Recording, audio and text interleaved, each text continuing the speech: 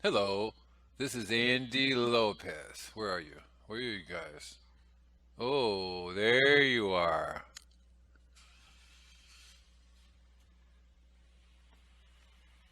Oh, come on, eye. Oh, the other. I have a lazy eye. Sorry. Anyway, this is the article I recently wrote called How to Properly Treat a Tree. Yeah. Many folks seem confused about tree treatments and how it is properly done. Folks get the picture that they must be proactive in caring for their trees. However, they obviously do not understand what being proactive means as opposed to reactive. Reactive is just that you see something and you react to it. Proactive is doing something before it becomes an obvious problem. Oh, I need to get out my headgear, huh? Okay, put on my headgear. It's around here somewhere. Where's my headgear? Let's see. Headgear. Headgear is around here somewhere. No, I don't see my headgear. I need to do my headgear so we can talk about it, right? Okay. Anyway, don't get the headgear. Can you hear me? Testing, testing. Yes. Okay. So, when you see a sick tree and then try to do something, that's reactive. When you realize that what you're doing to your tree is bad and make changes for the betterment of the tree, that's proactive. Usually it's too late when you see something is wrong. This is especially true for trees. Some, since these things do not happen overnight. Okay, sudden death in trees is an overnight thing, but there are many signs that foretell of it happening. There are always signs that point to the upcoming problem.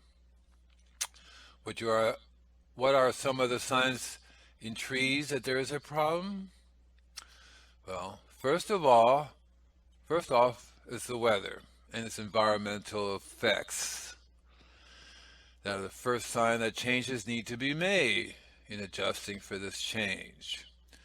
In our case, we have two signs of change: high heat and an ongoing drought. Both of these combined can put a great deal of stress on a tree's ecosystem. Some folks believe that it's natural for a tree to die of these conditions and just let nature do her thing, while others are more involved as gardeners and they realize that we are nature's gardeners, and if we want these trees to survive, that we must be proactive in their care. Where'd it go? Oh, there you are. Humans have a strange way of disassociating themselves from nature. Yeah, really, I know. We have to realize that what we do affects all living things. Now back to trees. Trees are best treated when the soil they live on is also being properly cared for. You would think that would be a logical thing, right? When folks ask me to just treat the trees and do nothing else, I realize that the tree is connected to the earth and that it is the earth that needs to be treated first. The health of the tree will naturally follow the health of the soil. Interesting? I didn't make this stuff up, folks. If you're willing to let that one tree die, then you also have to let all the trees on your property die too, as they are connected together by the same earth. So, to properly treat and take care of your trees, we must pay attention to how you treat and take care of your soil. I have been telling folks to bury their drip line, that's the soaker line, as deep into the soil as possible and cover that with a layer of rock dust. I'll explain that to you some other day. Organic fertilizer, compost, and then mulch over with a deep layer of azalea gardenia mix and have that covered with wood chips or bark. Just applying wood chips or bark will do nothing to the soil structure. Really, trust me. What you're doing when you add these layers is to protect the soil from the heat and to keep the water below ground.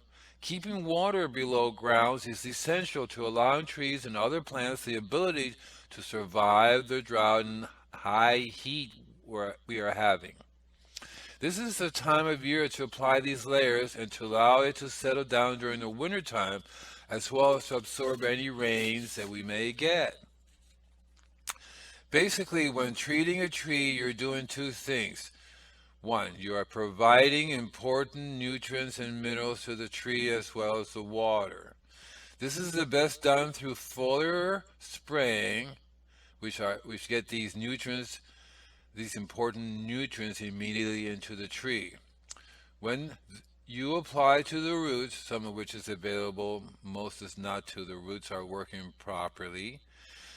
You also are attempting to bring the soil back to life. What this means is that you understand that the root systems of the tree must be working properly.